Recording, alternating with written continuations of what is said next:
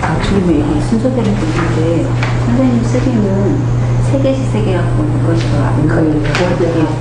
아, 이걸 이제 계절로서 묶어놔서 그렇지. 이걸 다시 얘기를 하게 되면은 이렇게 돼요. 자축.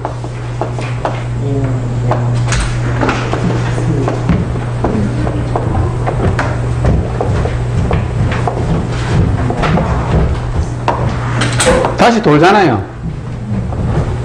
이렇게 돌아가거든. 순환되는 거거든. 그래서 제가 이걸 자로 한 거는 우리가 크리스마스 있잖아요. 크리스마스를 12월 25일로 하잖아요.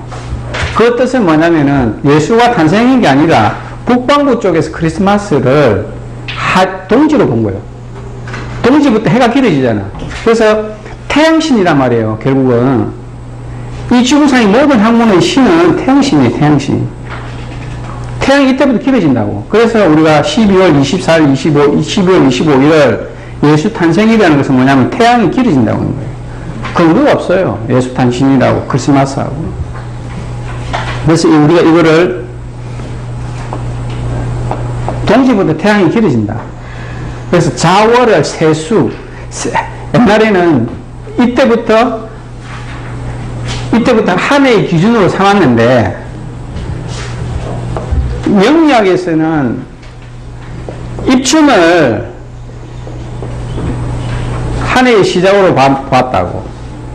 근데 이게 이제 설명하면 더 복잡하기 때문에 설명 안 하는데, 이제 자월부터 시작이 된다면 우리가 기가, 태양의 기운, 에너지가 처음부터 생겨나니까 기가 양의 기로 바뀐다고 하면서 이거는 기를 중심으로 한 학문이 있다고요. 별성학적인 부분, 기문동과 구성학 이런 부분은 이쪽을 기준으로서 한 해를 삼고, 우리가 보는 명리학은 입춘을 기점으로 해서 한 해의 기준으로 삼았기 때문에 자축이면 이렇게 나온 거라고. 원래는 이렇게 계절적인 부분으로 놓든 자월부터 놓든 별 상관은 없어요. 어차피 해자축 자체가 겨울이니까. 학문은 이 명리학뿐만 아니라 운명학이 엄청 많아요. 셀 수 없이 많은데 모든 기준은 결국 달력, 책력, 자연의 사계절론이에요. 거기에 따른 감지를 가지고 거의 배열을 만듭니다. 거기에 따라서 이게 이루어져야 보는 거죠. 그리고 이제 처음 공부하시는 분들이 이렇게 뭐 다른 학문을 얘기하고 다른 부분을 얘기하고 이러면은 헷갈리거든.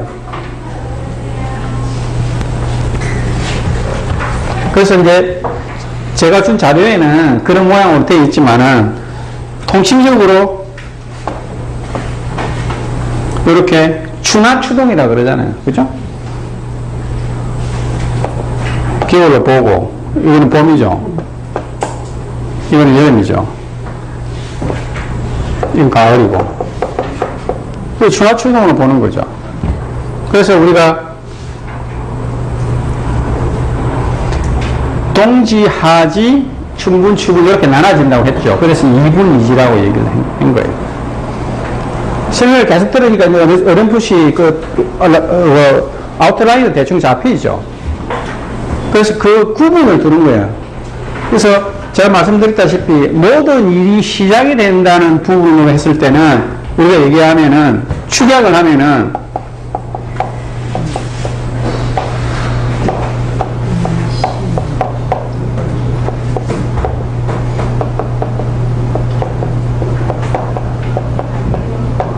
왜냐면은 모든 계절의 시작이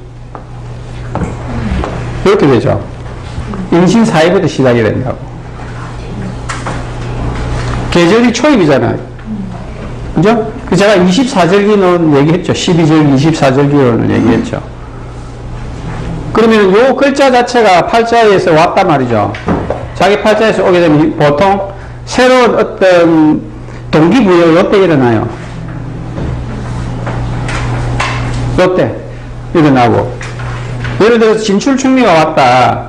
진출충리는 모든 기운을 마무리하고 다른 기운은 넘어지는 기운이니까 보통 요때 마무리가 많이 돼. 요때 많이 돌아가시거나. 그리고 청간으로 봤을 때 무기토는 토이잖아요. 그죠?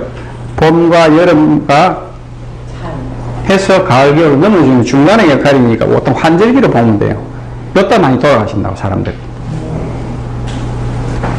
제사가 보통 보면은 가을이 많죠. 환절기 때 또는 봄에 한 2월, 3월 이제 예를 들어서 추석 전후로 꼭 보면은 이거 설, 그죠? 설 전후로 해가지고 꼭 제사 지낼 때 되면 거기 명절에 보면은 돌아가신 분들이 꼭 있다고. 그때 딱 걸린다고. 그때마다 애송지 뭐 어른동지 이런 게 있잖아요. 그렇죠. 그렇죠. 어른이 그해 어른동지는 어른이 많이 가고 네. 돌아가시고 그런 것도 있는 건가요? 예, 예, 그런 것도 영향이. 이렇게 이 글자의 모양 자체에서 우리가 이제 조금 더 깊이 들어가면은 이제 글자의 모양이 이제 이게 독성이 있는 글자냐, 강력한 글자냐, 강력하지 않는 글자냐에 따라서 팔자의 이 사람이 기본적인 밥그릇 자체가 프로냐, 프로가 아니냐, 아니면은 평범하느냐, 아니면 그 하급이냐, 중급이냐, 이런 게 나눠진다고. 이 글자의 모양 자체에서도. 보통 이제 이게 사주팔자를 물으러 보러 오잖아요. 오면은 사실 할 말이 별로 없어요.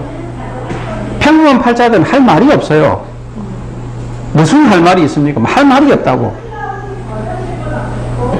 그 팔자의 패턴에서 기본적으로 크게 튈 수 있는 게 없잖아요.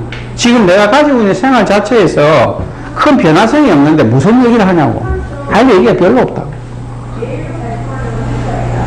왜 똑같은 얘기를 하세요? 이렇게 물어보면 할 말이 진짜 없어요. 그럼 이 사람한테 무슨 얘기를 해야 되냐? 그럼 현재 지키고 있는 모양대로 가면은 잘 사는 겁니다 하는데, 받아들이는 사람은 나는 특별하다고 생각하는 거 늘. 그래서 뭔가 변화성을 자꾸 두고 뭔가 욕심을 두고 가고 싶은데, 글자 자체 딱 쳐다보면은 잘 말이 없죠. 할 말이 없는 거 내용이 보이는데, 그래서 할 말이 잘 없어요. 그러다 보니까 왜 뭐 똑같은 얘기냐 하거든요. 근데 개인적인 본인의 생각에서는 좀 더 어떤 새로운 변화를 좀 두고 새로운 인생을 좀 설계하고 새로운 부분으로서 많이 가고 싶어 하는데, 범부필부 일반 사람들은 특별하게 분류를 원하지는 못하거든. 저 역시도 마찬가지고. 다 비슷하게 평범하단 말이지. 보통 95%는 또진이 개진이에요. 제가 봤을 때. 나머지 5%는 잘 물으러 올 날이 없어요. 우리 같은 사람들한테. 그 중에서, 이 95% 중에서 한 100으로 나눴을 때 10%에서 한 20% 정도 괜찮은 사람이 있죠. 이런 사람들 물으러 오죠. 아니면은 뭐 보통 사람들이고. 특별한 게 없어요, 사실. 뭐 할 얘기가 별로 없다. 무슨 얘기를 만들어 할 수는 없거든. 삶이라는 것이 우리가 어떻게 보면 참 한심한 게 우리의 또 삶일 수도 있다고. 그런데 이제 인간이라는 본체가 결국은 만족 못하는 삶이거든. 자기의 죽을 때까지 만족을 잘 못해요. 그러나 이제 우리가 그 학문적인 부분을 배우면서 자기의 어떤 삶의 모양이나 그릇 또는 내 인생의 방향성을 이렇구나 하는 정도까지는 알아주면은 욕심을 좀 덜 내고 마음의 편안함과 평정심을 갖고 자유로움을 좀 얻는다는 것밖에 없어요. 이 학문은 자유로움이에요, 그냥. 생각을 해서, 내 성향과 기질이 이런 글자의 모양을 갖췄으니까 왜 제가 이런 글자, 저런 글자를 말씀을 드리냐면은 우선 내가 이해할 수 있는 부분은 이러한 단순한 자연법상에 돌아가는 글자의 원리에 의해서 내 팔자의 모양을 어느 정도 이해를 한다 이러면은 내가 상대방도 이해를 할 수 있거든. 그럼 저 양반이 왜 저러느냐 하면은 저런 기질이 있으니까 이해하겠지 라고 이해를 하게 되면은 다툴 일이 없어져요. 그 부분이 가장 크다고 생각하십니다. 여기 이제 오신 우리 여러분들께서도 뭘 많이 배워간다는 부분도 중요하지만 어떠한 논리와 원리에 의해서 이게 움직여지는 정도만 보고, 요즘에 교재나 책자가 상당히 많다고요. 그걸 통해서 본인이 스스로 학습을 통해서 공부를 하시면은 다른 거 운동 복잡하게 안 하셔도 되고, 그리고 치매는 전혀 안 걸리죠. 머리를 너무 많이 쓰니까. 코피 좀 안 흘리시면 되죠. 너무 많이 돌리면 코피 많이 나니까. 뭘 좀 알아야 공부를 할 것 같아요. 그러니까 이제 공부에 대한 부분은, 계략적인 부분은 이제 이렇게 제가 말씀을 드린 거고,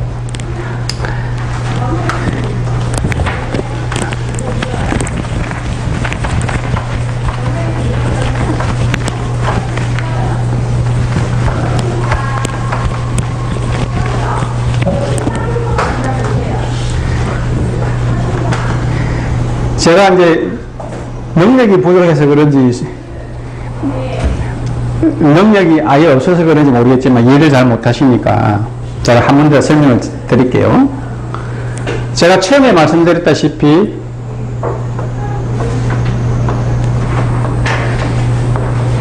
이게 음량이라고 그랬죠. 이게 이제 일반 한자로 치면은 이렇게 해가지고 우리 음을 쓰고 이렇게 양을 쓰는데, 이건 달월자와 날일자를 쓴다는 아닙니까? 이게 음득부자예요. 그죠? 이게 태양.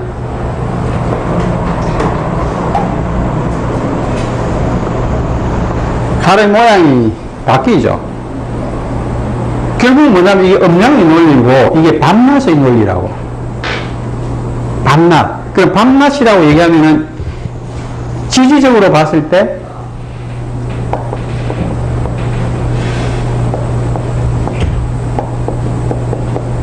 이게 뭐죠? 이게 양이에요, 양. 이게 양이라고.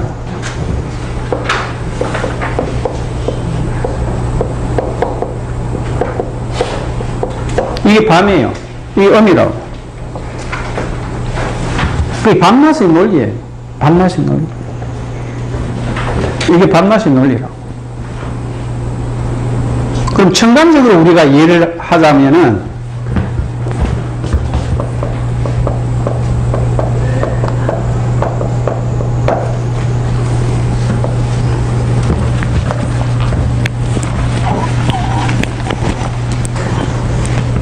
이건 지지의 논리죠.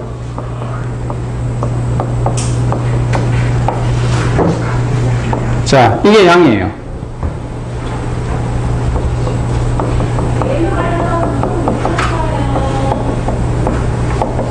이게 음이라고. 이게 음이에요, 이게 실제는 다예요. 이 기본적인 논리에 의해서 돌아가는 원리라고. 이렇게 하니까 좀 구분이 쉽죠? 네. 그렇죠? 이게 음양이에요.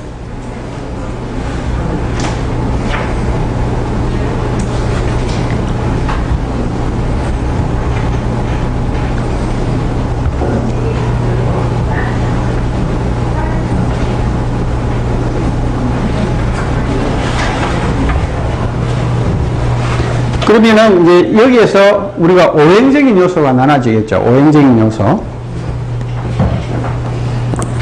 이걸 목으로 보고, 화로 보고, 이 두 개를 토로 보고, 이걸 금으로 보고, 수죠. 자, 운동성 자체가 어떻게 있죠? 목은 위로 오르는 운동성, 화는 펼쳐지는 운동성이죠. 토는 중화시키는 거죠. 집합시키는 모양이거든요. 그러면 내리죠? 수는 응축시키는 모양이죠. 그러면 계절의 논리를 한번 봅시다. 이것을 봄이라고 보고, 이것을 여름이라고 보고, 이것을 봄과 여름, 지금의 시기, 개하라고 그러거든요. 개하. 계절의 중간이라 해서 개하입니다. 그리고 이거는 가을, 겨울이죠. 이렇게 보는 거죠. 이 논리를 가지고 가셔야 된다고.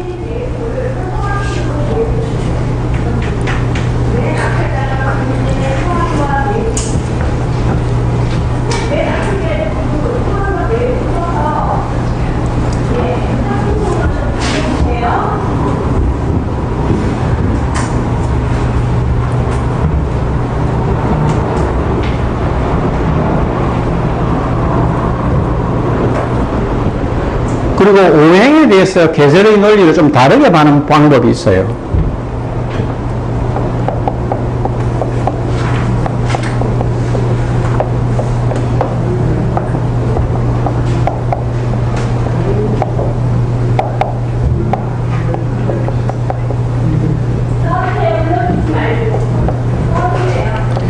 이거는 일반적으로 보는 논리고, 이거를 초봄, 이걸 봄, 이걸 여름, 이걸 가을, 이걸 겨울을 본다고 같이 병행해서 보세요.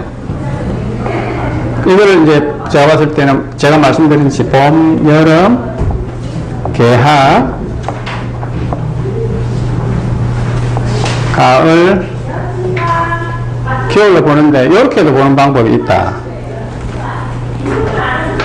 왜냐하면 이제 지금의 시기가 지금 되게 상당히 덥죠. 여름은 절정이란 말이에요. 지금 실질적으로. 그래서 이제 우리가 5계절론으로 볼 수도 있다. 이건 5계절입니다. 5계절론으로 볼 수도 있다.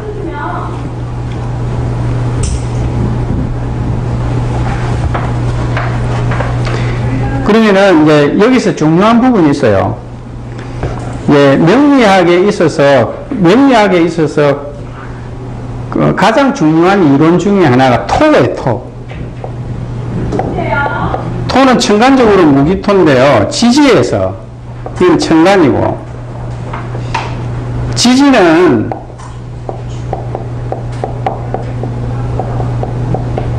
이 4개가 돼요, 4개, 지지가.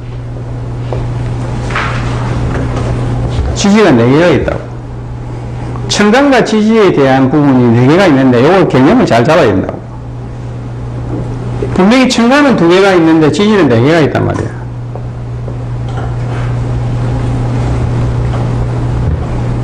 이 개념에 대해서 설명을 해주는 이론서는 없어요. 제가 설명을 한번 드릴게요. 왜 이런 말씀을 드리냐면은 우리가 오행상 봤을 때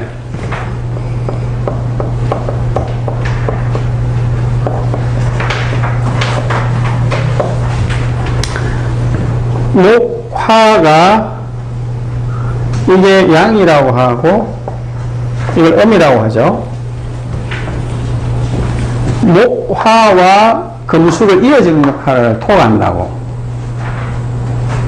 이 말 뜻은 뭐냐면 이 토는 목, 화, 토, 금수인데 이걸 오행적인 요소에서 순서가 아니에요. 네.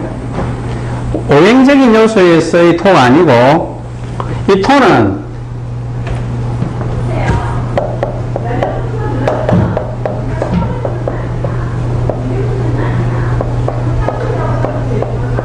이 개념이에요.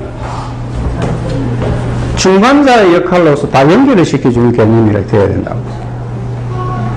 그냥 목, 화, 토, 금수가 아니라 형식상 목, 화, 토, 금수로 나은 것밖에 없는데 원칙적인 모양은 이 모양으로 생각해야 돼요. 이 모양이 이해가 안 되면은 지지에서 인묘진, 사오미, 신유술, 해자축 자체가 중간중간에 끼어있는 논리가 안 맞잖아. 무슨 말인지 알겠죠? 논리적인 부분에 있어서. 보통 이론서를 보면은, 대부분의 이론서를 보면은, 목화 토금수가 이렇게 그냥 순서대로 생하고 극하는 논리를 얘기를 해놨는데, 그 논리로 생각하시면 안 돼요. 그 논리로 생각을 하게 되면은, 지금 지지에 토가 4개 있다는 논리에 대해서 고민을 많이 하게 돼 있다. 순서가 아니라 중간에서 다 잡고 있는 모양인데 이걸 형식적인 모양에서 목화 토금수로 난 거라고 생각하셔야 된다. 그래야 인묘진 사오미 중간중간에 토가 딱 들어가 있잖아요. 이해하시겠어요? 목이 왔는데 화와 연결시켜주는 모양, 그죠? 이렇게 연결시켜주는 모양으로 봐야 된다고. 중간자에 있는 모양으로. 그래서 토가 4개가 들어있는 거예요. 이 부분은 또 어떤 부분에서 논리가 되냐면은 시간적인 편차작용이라는 게 있어요. 토를 4개 중 2개 된 이유가 있어요. 토를 4개 주게 된 이유가 뭐냐면은 에너지 질량의 편차작용이 일어나요. 지구는. 그 뜻은 뭐냐면은 햇볕이 태양 에너지가 이렇게 쭉 미치잖아요. 근데 땅은 그 에너지를 머금고 반응하기까지는 한 달의 차이가 나요. 한 달의 기간의 차이가 난다고. 쉽게 얘기하면은 질량, 에너지의 질량 자체가 동지가 되면은 태양과 지구와의 거리 자체에서 이 공전과 자전의 궤도 차이에 의해서 가장 추워야 되는 계절인데 실제 추운 계절은 어디예요? 그죠? 소환, 대한 때 최고 추워요. 그러면 동지, 우리가 예를 들면은 하지죠? 하지 때 최고 더워야 되는데 지금이 최고 더러워. 우리 미달이죠? 에너지의 편차작용이 한 달씩 일어난다고. 쉽게 얘기하면은 봄의 운동이 실질적으로 여름으로 가기 위한 부분인데 그 묘하게 그 토의 작용이 여기서 일어나더라는 걸 본 거라, 옛날 사람들이. 그럼 그 토에 가진 사람이요, 중간 역할을 하는데 잘못 역할을 할 때는 영향을 미친다는 거잖아요. 어떤 부분에서 영향을? 그러니까 그 사람이 이끌어주는 대로 이렇게 어우러지는 성분이 있는데 그게 지금 시간이 이제 토라는 부분은 이제 제가 말씀드린 부분은 사주팔자에서 토라는 부분의 성분이 많이 있다고 하면은 토의 운동성 자체가 상대방의 운동성을 용납을 못하는 운동성이 있어요. 그거는 뒤에 설명을 드릴게요. 우선적으로 우리가 알아야 될 것이 이 오행에 대한 부분의 기초적인 이론에서 단순하게 수술로서 이렇게 우리가 목화토음수로 나왔지만 기본적인 이론의 바탕은 중간적인 작용을 한다는 부분으로 이해를 하셔야 지지의 운동성에서 진술충리가 4개 끼어 있는 것을 우리가 이론적으로 안 헷갈린단 말이에요. 그 뜻은 뭐냐면은 우리가 이제 책을 보면은 양이 극해서 음이 생하고 음이 극해서 양이 생하는 논리가 나와요. 그거는 뭐냐면은 동지와 하지. 왜냐면 모든 에너지는, 지구상의 모든 에너지는 극단으로 안 간다고. 지금 우리가 배운 이 명리학은 지구에서만 움직이는 운동성과 인간의 논리로 생각하셔야 돼요. 우주로 나갔을 때는 모른다고 내가 첫 시간에 말씀드렸죠. 지구라는 것 자체가, 운동성 자체가 동지에 와서도, 동지에 딱 이르게 되면은 태양의 양이 길어지고, 하지에 오게 되면은 태양이 기울어진다고. 극단을 안 다니거든요. 그 극단이 왔을 땐 다시 기울어지죠. 그렇죠? 그러면은 마찬가지로 봄의 극단에 왔을 때는, 그죠? 봄의 극단에 왔을 때는 기울어지는데 그 역할이 중간자를 얘가 하는 거야. 봄의 극단, 여기도 마찬가지예요. 양의 극단으로 왔는데 시간의 편차작용에 의해서 이달이 최고 덥죠? 그죠? 이달이 최고 춥죠? 마찬가지로 봄의 만춘의 기온이 왔는데 요달이 최고 변화가 많이 일어나더라. 그래서 우리가 확연한 봄을 느끼는 부분은 우리 진달에 느껴요. 4월, 이게 2, 3, 4월 아니에요. 4월 달에 느낀다고. 무슨 말씀인지 알겠죠? 그래서 우리가 기본적인 음양 오행에 대한 어떤 논리 자체에서 개념을 이런 식으로 잡고 나가야 이론적인 부분에서 책을 봐도 안 헷갈린다고. 이거 하나 가지고 이게 맞니 안 맞니도 한다고. 그래서 이 이론적인 부분을 여러분들이 생각하셔야 된다고. 이해하셨죠? 이제 어떤 부분인지. 자, 여기서부터 이제 본격적으로 시작이 돼요. 자, 우리가 명리의 오행에서 상생의 이론이 있고 상극의 이론이 있어요. 상생이라는 것이 뭐냐면은, 자, 목은 화를 생하고, 자,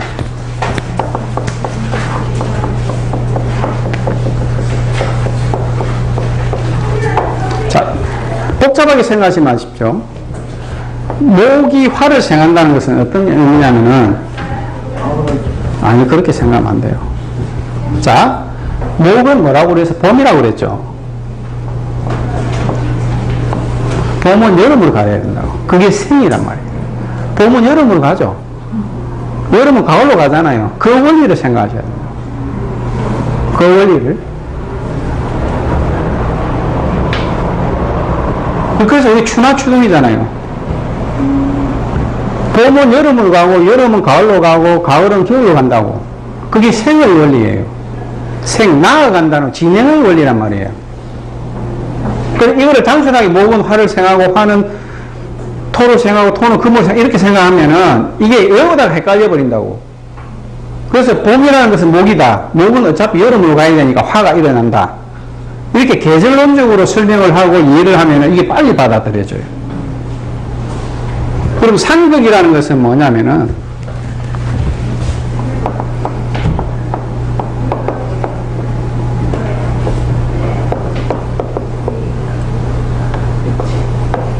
봄은 가을을 제어한다고 보여요. 극제한다고, 제어한다고 보는 거예요. 쉽게 설명을 하면은, 가을의 기운이 제아물이 강하게 들어오더라도 봄이 오면 가을은 힘을 못 써요. 힘쓸 수 있어요. 못 쓴다니까. 그렇게 생각하세요. 상대방의 기운을 용납을 못 하는 거예요. 상대방의 기운을. 자, 봄이 왔는데 가을의 기운이 들어온다고 해서 봄의 기운이 가을한테 져요? 봄이란 말이에요. 지금 내가 봄이 와 있고 지금 여름이 와 있다고. 지금 여름이잖아요, 그죠? 겨울 기운이 들어온다고 하면은 여름이 겨울한테 져요, 이게요. 지게 돼 있다고. 상대적인 원리로 생각하셔야 된다고. 지금 내가 여름인데 아무리 추운 바람으로 여름의 기운을 몰아내려고 해도 못 이겨낸다고. 그게 상대방적인 기운이라고, 상대적인 기운이라고. 무슨 말인지 알겠죠? 그러면은 여름은 쉽게 얘기하면은 봄의 기운 자체가 이렇게 올라가는데 가을의 기운이 들어온다고 하면은 이 가을의 기운이 봄의 기운한테 못 이겨낸다고. 그리고 제가 말씀드린 기운이라는 것은 결국 에너지 질량의 차이예요. 그러면은 이러한 원리 자체가 결국 팔자의 논리 자체에서 봄, 여름, 가을, 겨울의 논리에서 내가 방금 설명한 대로 화의 기운이 많이 들어왔을 때 수의 기운이 조금 들어오면은 어떻게 되죠? 못 이겨내니까 수의 기운 자체가 운에서 들어와야 내 인생의 밸런스가 맞는다. 그래서 우리가 중하의 논리라고 해요. 그래서 그게 우리가 얘기하는 격국과 용신의 논리하고 사주팔자의 논리하고 같이 맞물려서 이론적으로 성립이 되어 간다고.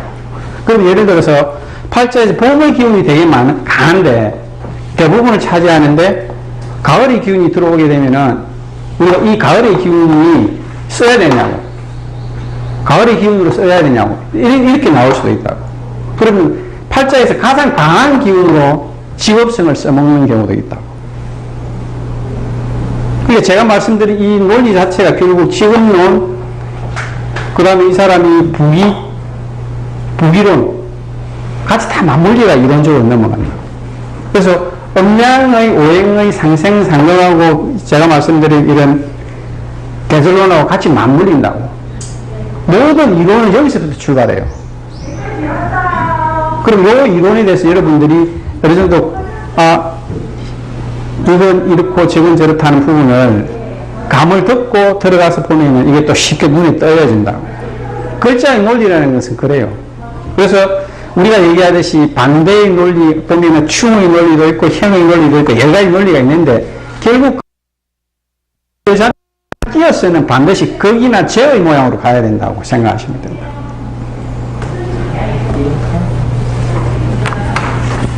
그래서 이제 이거를 외우려고 생각하시면 안 된다. 제가 항상 말씀드리는 부분은 연세가 드신 분들이기 때문에 계절론적인 부분, 시간론적인 부분, 에너지론적인 부분으로서 이해를 하셔야지만 이게 쉽게 접근이 돼요. 이걸 단순하게 막 자꾸 외우는 방향으로 넘어가면 이거는 가다가 그냥 중단. 왜 이래? 이렇게 생각해버린다. 그래서 일반론적인 부분에 있어서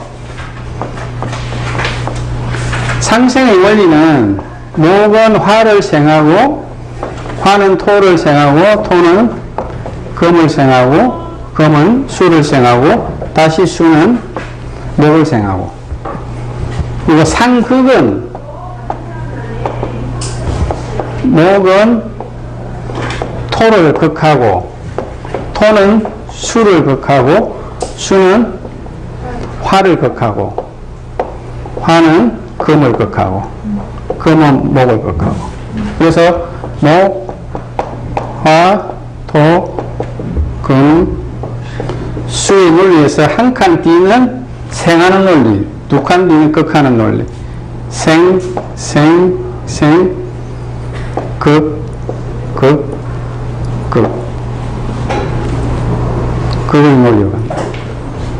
이게 기본 논리예요. 여기서 이제 파생되는 논리가 있지. 예를 들어서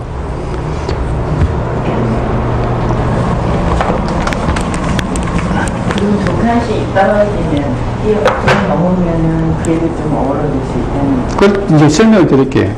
예를 들어서 팔자가 있다. 팔자 자체를 한번 봅시다.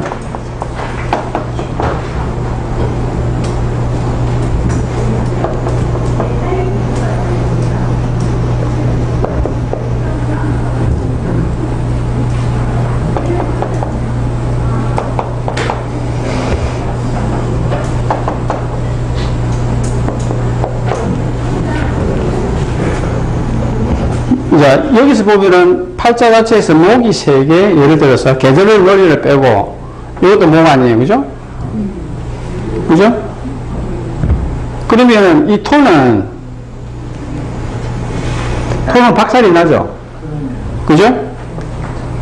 근데 금은 목을 제어할 수 있겠어요, 없겠어요? 제어를 못해요. 자, 쉽게 설명을 하게 되면은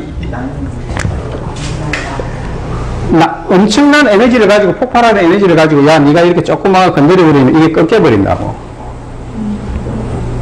목은 위로 올라오는 기질 있잖아요. 그거를 조그마한 기운으로 탁 누르려고 얘기를 하게 되면은 튕겨나가 버린다고. 쉽게 얘기하면 어른이 화가 되게 나 있는데 꼬맹이가 와가지고 그만해라 하면은 통제가 안 되거든. 그 논리하고 똑같아요. 그러면 이제 우리가 팔자에서 우리가 이제 이거를 운행 논리로 들어가면은 이 사람이 운에서 금의 운으로 들어오게 되면은 발복을 한다고 보는 거지. 약한 기운이 강한 기운을 꺾으면서 밸런스를 맞춰 나갔을 때 이 기운을 잘 쓴다고 보고, 이게 이 사람의 운에서 이거를 뭐라고 보냐면 관이에요. 관이면 이 사람이 그때 되면 예를 들어 높은 관직에 오를 것이다. 아니, 높은 관직으로 간다. 이 논리가 결국 우리가 뭐냐면은 팔자를 논하는 논리의 핵심이에요. 쉽게 얘기하면은 많은 것은 덜어주고 제어시켜주고, 그죠? 부족한 것은 채워주고. 이게 결국 오행의 상생상극의 논리라고. 이 논리를 벗어날 수가 없어요. 이 논리에 의해서 우리가 팔자를 풀어가는 거예요. 거기에서 이제 예를 들어서 뭐 다양한 이론이 거기서 개입이 들어오겠죠. 그 이론에 맞게끔 우리가 유출을 해 나가는 거예요. 이게 기본적인, 아주 이게 기본이에요. 이 음양오행과 간지의 오행의 상생상극을 저 역시도 매일 봐요. 글자의 변화가 너무 많거든. 글자의 변화가 너무 많아요. 이거 다 깨우치지 잘 못하지. 그 관직을 갖고 있는 사람은 관직을 가지고 이 사람은 이거를 써먹든지 이거를 써먹는데 사업으로 갔을 경우에는 반드시 패할 수가 있다고. 왜냐면은 돈을 노리는 놈이 5놈이나 있기 때문에 나눠 먹어야 되잖아. 그죠? 그러면 이 사람 팔자에서 이게 돈이란 말이에요. 그러면 5명이 이 돈을 나눠 먹으려면 사업을 하게 되면은 분탈이 많이 나겠죠. 그럼 이 사람은 결국 이걸 써먹는지 이걸 써먹는데 운 자체를 보고 너는 어디로 갈 것이다. 어디로 가야면 좋겠다. 그러면은 학업이나 학습운을 얘기를 할 때는 너는 관직의 모양으로 가고 무관의 모양으로 가든 금경이나 이런 식으로 가든 금경이나 아니면은 이제 세무라든지 그 아주 권력직의 모양으로 가든지 아니면은 운의 흐름상 네가 사부의 모양을 가진 딱 규정이 어느 정도 된다고. 그랬을 때 이 사람이 이걸 봤을 때 결국 나는 관의 모양으로서 관적의 모양으로 가면은 운의 흐름상 크게 성공하리라고 보는 거지. 그렇게 팔자를 풀어나가는 패턴이 이루어져요. 저는 토하고 만나면 조금 위험성이 있다는 거죠. 그렇죠. 근데 이게 이제 간목이 될 것인가, 이게 을목이 될 것인가, 이 글자의 논리가 조금씩 다르죠. 각각 음양의 논리가 있기 때문에. 팔자를 그렇게 풀어가는 거는 방금 말씀드렸다시피 음양의 상생상극이 되는 거고. 그리고 이제 우리가 오행적인 요소에서 봤을 때 목을 갑과 을로 보죠. 다 똑같습니다. 양은 기질적인 부분, 기로 봐야 돼, 기. 음은 질적인 요소예요. 실질적인 요소. 실질적인 요소라고. 그래서 사람의 일간의 일주도 그렇죠. 연, 월, 일, 시 아닙니까? 그죠? 그럼 이 글자의 패턴을 보면 이 사람이 정신적인 모양을 취할 것인가, 실질적인 모양을 취할 것인가 나온다고.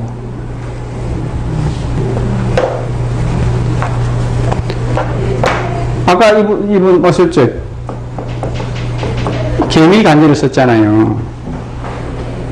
자, 남자는 명분으로 간다고.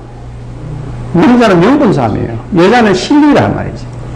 그러면은 간지로 봤을 때 이거는 양가는 명분이고 명예고 음가는 실리예요, 실리. 결국은 양은 남자로 보고 음은 여자로 보는데 여자 팔자에서 여자는 음적인 부분이잖아요. 여자는 원래 실리적인 부분을 추구하는 사람이 여자 간지가 실리로 갔다. 질적으로 갔다. 그리고 이 사람은 아주 실리적인 사람이라고 봐요. 무슨 말씀인지 알겠죠? 이게 이제 음양의 논리로 같이 확장성 있게 나가는 거예요. 그러니까 딱 간지만 보고 일주만 쳐다보고 남자 여자를 구분하면 돼요. 그럼 이 사람이 남자가 예를 들어서 음의 간지를 가졌다. 이 사람이 남자다. 남자는 양인데 결국 실리적인 부분을 가잖아요. 그럼 이 사람은 실리적인 케이스가 있다 보는 거예요. 표현은 안 하지만은 아주 실리적인 부분을 가지고 간다. 만약에 이분이 이 글자가 아니라 이 글자로 왔다. 여인이 이 글자로 왔다. 명분을 중시한다. 그나마. 글자의 하나에 따라서 남자, 여자가 쓰는 논리가 달라요. 기본적으로 남자, 여자에 대한 부분을 나눠야 돼요. 여자는 기본적으로 실리주의라고 봐요. 남자는 기본적으로 명분이나 명예를 중시하는 경향이 강하거든. 그래서 음간과 양간 지지도 똑같아요. 청간과 지지는 마찬가지니까.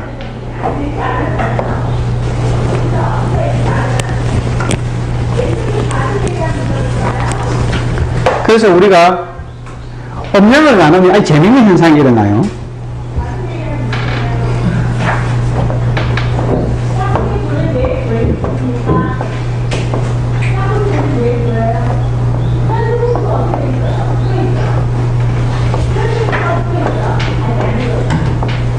우리가 크게 나누어서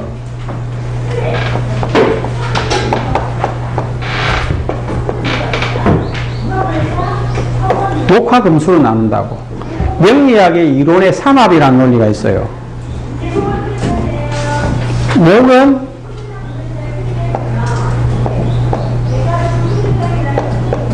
화는 금은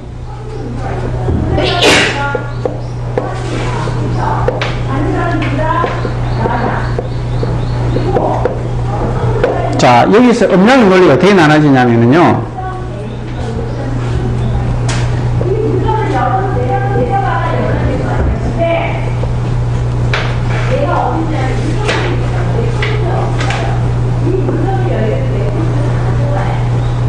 우리가 그 정신 있잖아요. 우리 정신. 우리가 수와 화는 하나라고 보는 거예요. 수화 일체론이라고 들어보셨어요? 서양적인 관법이나 철학적인 부분에 있어서. 실질적으로 물이라는 것은 에너지가 떨어지면 물로 가지면은 기화가 되고 열이 올라오면은 흩어지죠. 그래서 이 수와 화는 만물을 생하고 만물을 수축시키는 중심축이 된다고. 그러면 물과 열이 결국 오르고 내리면서 뭐가 일어나죠? 인간 세계에서는 물질적인 요소가 되죠. 에너지가 오르고 내리고 하는 사이에 결국 뭐예요? 만물이 생하고 열매를 맺고 하는 과정을 겪죠. 그건 뭐냐면은 수와 화는 결국 여름과 겨울이란 말이에요.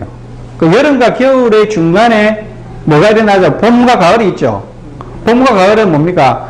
만물이 먹을 거리가 생하고 그리고 수확을 하는 과정을 겪는다고. 그러면은 수와 화의 운동성세에서 목과 금이 일어나죠. 그죠? 그러면은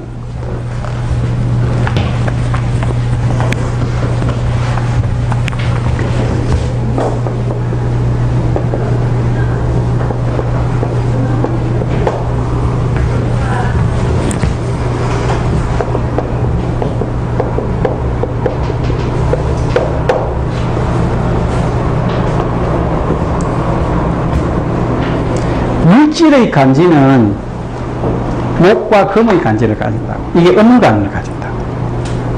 음간과 음지는 수화, 요 글자밖에 안 들어온다고요. 양간과 양지는 수화밖에 안 들어온다고. 지지 자체에서. 천간과 지지가 그렇게밖에 이어지지가 않아요. 쉽게 얘기하면은 갑자가 되잖아요. 그죠? 뭡니까? 이 신자진이라 했죠. 그죠? 여기 있죠. 수죠, 수. 자, 얼축이라고 봅시다. 얼축은 뭡니까? 이 음이죠. 축은 뭐예요? 금이죠. 간지의 비율이 이렇게 된다고. 그래서 제가 말씀드렸죠. 일간 자체가 양간과 음간과 양간 얘기했죠. 그렇게 움직여진다고. 그러면은 결국 수화의 논리는 결국 양의 논리가 되고, 금목의 논리는 결국 실물의 논리가 된다고. 가을이잖아요. 봄을 키워서 가을로 가기 위한 논리가 되거든. 그래서 이 사람이 실리적인 모양을 갖느냐, 아니면 정신적인 모양을 갖느냐, 여기서 구분이 돼버린다.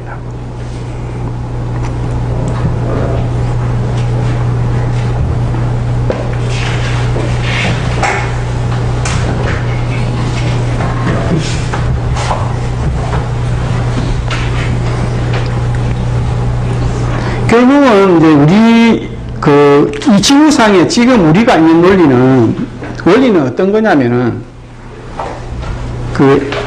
에너지의 질량의 변화에 의해서 만물이 생하고 멸하는 원리예요.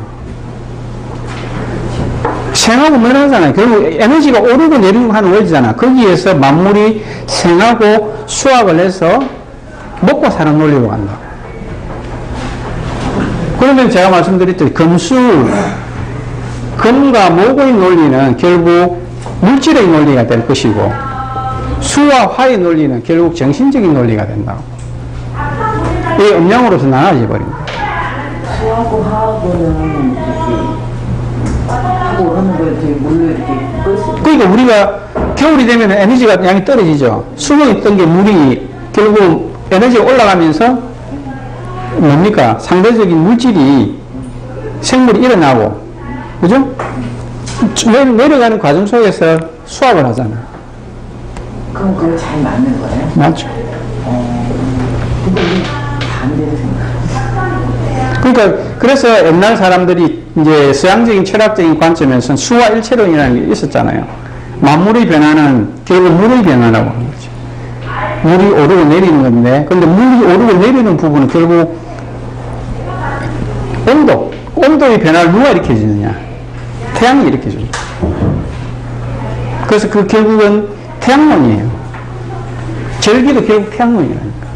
그래서 옛날 사람들이 이제 그 만물의 변화를 읽어내는 과정 속에서 자기들이 체득한 것이 이것이 문자로 이렇게 만들어졌다. 이 논리를 가지고 결국 팔자를 풀어가는 거예요. 다음 시간에는 이제 부부 궁합이라든지 그 사람이 부부가 무슨 띠를 가지면 좋고 이제 현대적으로 궁합을 보는 방법에 대해서 논해보도록 하겠습니다. 예, 마치겠습니다.